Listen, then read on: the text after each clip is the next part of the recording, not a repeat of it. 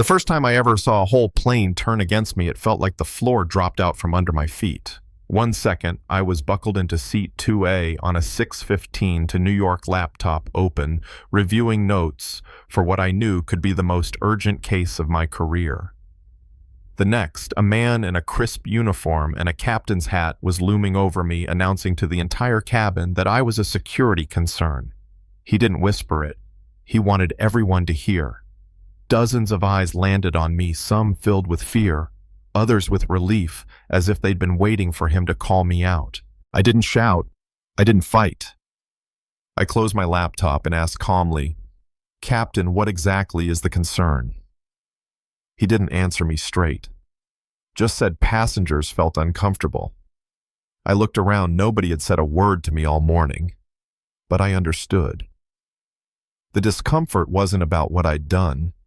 It was about who I was. A black man sitting in first class, traveling alone, focused on his work. That alone apparently was suspicious enough to ground an entire flight. What no one knew, not the captain, not the flight attendants, not the passengers craning their necks to see, was that I was on my way to New York because people's lives were in danger. 3 in the morning, my phone had rung, dragging me out of bed in Atlanta. I didn't need to ask who it was. Calls at that hour only ever meant one thing. "There's a credible threat," the director said. "Multiple targets. We need you there by sunrise." I'd showered, shaved, packed my go bag with the same efficiency I'd learned in the Army.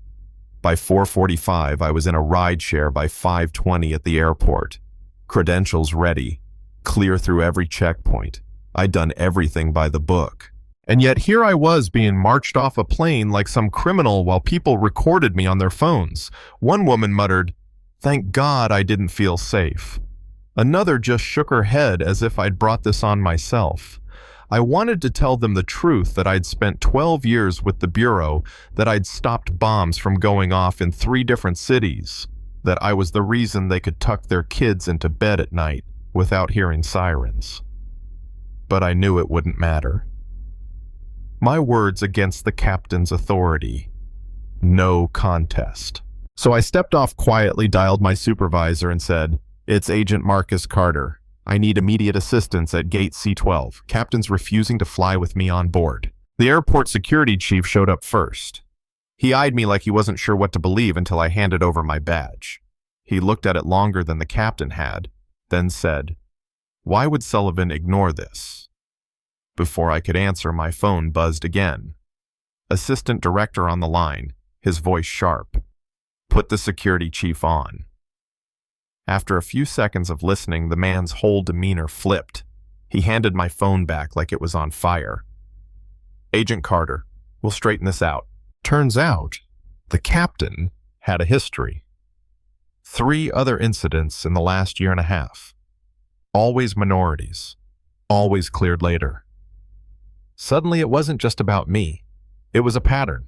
And patterns are what I track for a living. Within minutes, the airline's vice president of operations stormed down the concourse, sweating through his suit. "Agent Carter, we are deeply sorry. You'll be on your original flight." But when they told Sullivan to let me back on board, he folded his arms and said, "I can't guarantee the safety of this flight if he's on it." His voice cracked a little, but he didn't back down. You could feel the air change. This wasn't protocol anymore. This was pride. They replaced him with another captain, a woman named Denise Morgan. Confident strides, steady eyes, one of the few black female pilots I'd ever met. As she walked past me, she whispered, "We'll get you there." I almost laughed at the irony. The man who'd branded me a threat was grounded, while the person he probably underestimated most was about to carry hundreds of lives safely to New York. On board again, you could cut the tension with a knife. My seatmate across the aisle, a 50-something executive with a Rolex, leaned over and whispered, "I was one of the ones who told the crew you seemed off. I'm sorry. I misjudged." I looked at him a long moment and said, "You didn't misjudge my behavior. You misjudged me." He dropped his eyes. That weight, the weight of assumptions I'd carried it my entire career. but never had it threatened an operation so directly. A prosecutor sitting nearby, an Asian woman who recognized my credentials, leaned over. "Unbelievable," she muttered. "I fight bias in court every day, but I never thought I'd see it jeopardize national security." I gave her a nod. "Happens more than people realize." She understood, not with pity, but with the recognition of someone who'd had her own battles dismissed. The delay meant we hit New York later than planned. Every minute mattered because the terror cell we'd been tracking for 18 months had accelerated its timeline. When we finally rolled into the safe house, the operation board already lit up with red markers, Grand Central Port Authority, Fulton Street. Based on their movements, I knew it was Fulton. Underground, crowded, too many exit points. A nightmare scenario. As we set up surveillance near the Day Street entrance, I thought back to Sullivan's glare in that first-class cabin. He hadn't just insulted me. He'd bought our enemies time. And when we moved in on the suspects, 3 men hauling bags heavy enough to make my gut clench, one of them actually smirked at me. "You weren't supposed to be here yet," he said. My blood went cold. That's when I realized the delay hadn't just been convenient for them, it had been part of their plan. We still got them. Quick, clean, before a single bomb could be armed. But when I heard that line, "You weren't supposed to be here yet," it stuck in my head like a splinter.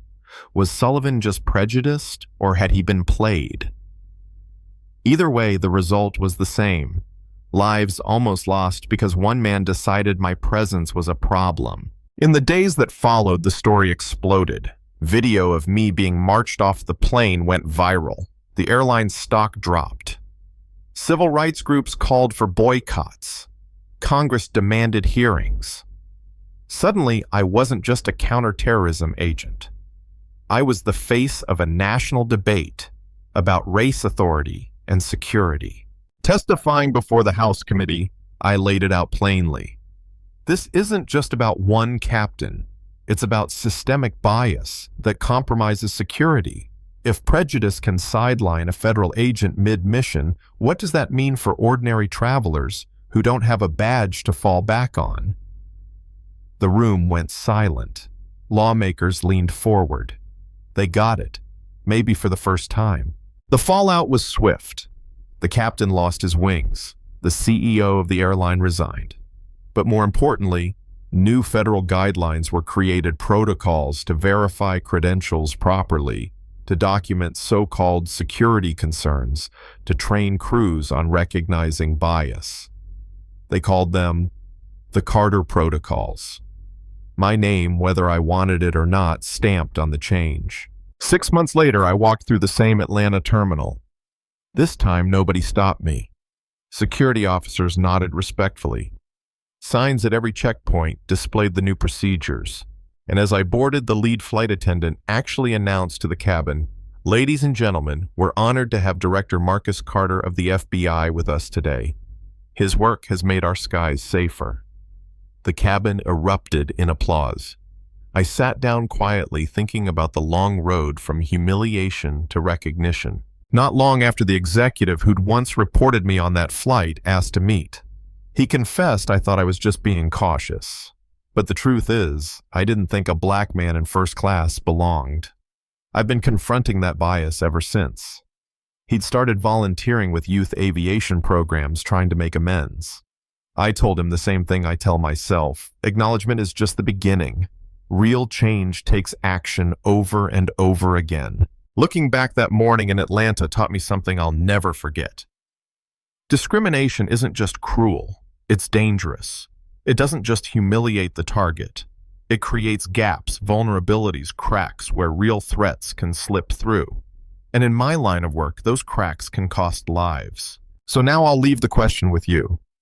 When a person in power lets bias guide their choices, is it just a personal failing, or is it a threat to everyone's safety? And if you've ever seen someone turned away, singled out, or judged for how they look, rather than who they are, did you speak up, or did you stay silent? Drop your thoughts in the comments, because this story isn't just mine, it's all of ours. Don't forget to like if you believe justice should never be delayed by prejudice, and subscribe for more stories where the truth finds a way to break through. Because sometimes the turbulence we face on the ground is far more dangerous than anything waiting in the sky.